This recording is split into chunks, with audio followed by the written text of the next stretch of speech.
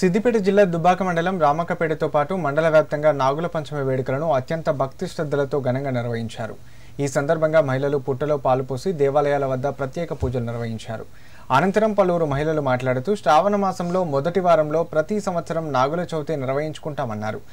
నాగుల చవితి సందర్భంగా ప్రతి సంవత్సరం పుట్టలో పాలు, నెయ్యి, పసుపు, కుంకుమ, పలు పూజా సామగ్రితో పూజలు చేయడం మహిళల సంప్రదాయమని తెలియజేశారు.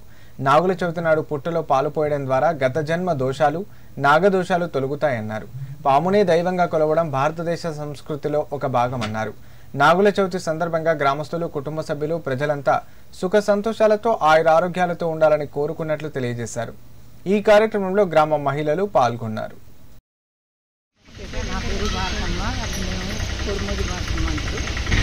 శ్రావణ మాసము సందర్భంగా నాలుగు నాడు పిల్లలు పాల్గొంటున్నాము వచ్చాము.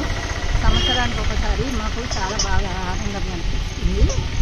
ఇక్కడ ఎల్లమ్మ కాడ పిల్లలకు పాలు పోస్తాము, ఎల్లమ్మ కాడ ఇంటికి పోతాము, అక్కడ పాలు పోస్తాము. సంవత్సరానికి ఒకసారి మాకు సంతోషం అనిపిస్తుంది. మాది రామకపేట గ్రామము. నా పేరు మంజుల.